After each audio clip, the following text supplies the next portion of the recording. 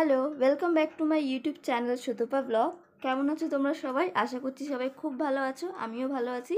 তো আজকে আমি তোমাদের সাথে আলু দিয়ে খুব ইজি একটা রেসিপি শেয়ার করব, যেটা তোমরা খুব সহজে বাড়িতে বানিয়ে নিতে পারবে। আর এটা কিন্তু আমার মা নিজের মন থেকে বানিয়েছে।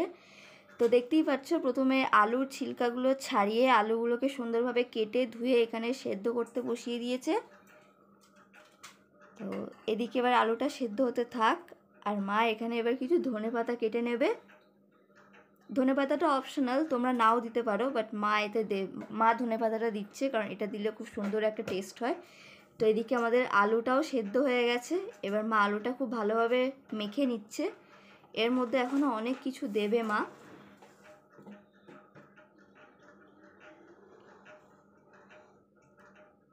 তো তোমাদের সাথে আমি আমার মায়ের হাতে বানানো ইলিশ মাছের পাতুরির রেসিপিটাও শেয়ার করেছি, তোমরা সেটাতে অনেক ভালোবাসা দিয়েছো, তার জন্য অনেক অনেক থ্যাঙ্কস।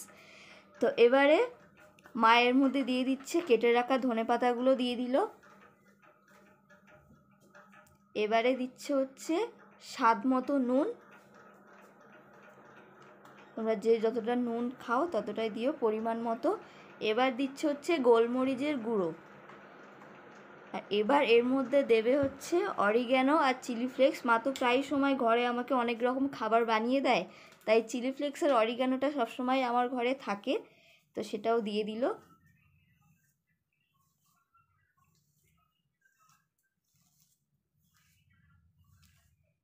এই যে এবারে দিচ্ছে হচ্ছে চিলি ফ্লেক্স। তো তোমরা আমার ক্লে আর্টের ভিডিওগুলোতে অনেক ভালোবাসা দিচ্ছ, তোমরা আমার ক্লে আর্টের ভিডিওগুলো বেশ পছন্দ করছো আমি দেখছি। তো এর জন্য অনেক অনেক থ্যাঙ্কস। এইভাবেই পাশে থেকো, এইভাবেই সাপোর্ট করতে থেকো। তোমরা যারা যারা আমার ক্লে আর্টের ভিডিওগুলো দেখতে ভালোবাসো তাদের জন্য আমি ক্লে আর্টের ভিডিও দেবো, আবার যারা যারা আমার ব্লগ ভিডিওগুলো দেখতে পছন্দ করো তাদের জন্য আমি ব্লগ ভিডিওগুলোও দেবো। তো এইভাবেই পাশে থেকো, সাপোর্ট করতে থেকো। তো এনিওয়েজ, এবার এখানে দিয়ে দিল হচ্ছে কর্নফ্লাওয়ার। এবার এটা ভালোভাবে মেখে নেবে।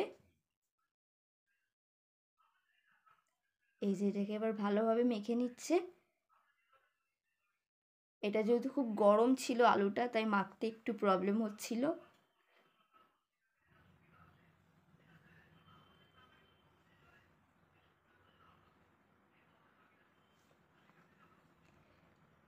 তো এবার একটা পেপার নিয়ে তার মধ্যে কিছুটা আলু নিয়ে তারপর আর একটা পেপার দিয়ে সেটাকে ভালোভাবে বেলে নিল।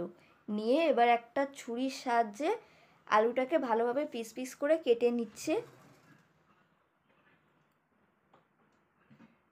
এই যে আমার সুন্দর করে আলুটা পিস পিস করে কেটে নিচ্ছে।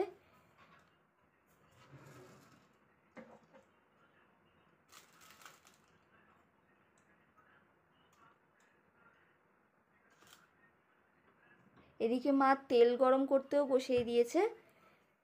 এবারে মা এক এক করে আলুগুলোকে ভেজে নেবে। তো ব্যাস, এই তো হয়ে গেল আমাদের ইজি একটা রেসিপি। তোমরাও এটা বাড়িতে ট্রাই করে দেখো, ট্রাই করে আমাকে কমেন্টে অবশ্যই জানিও যে তোমাদের কেমন লাগলো। তো বাই বাই, আবার দেখা হবে নেক্সট ভিডিওতে। Thanks for watching.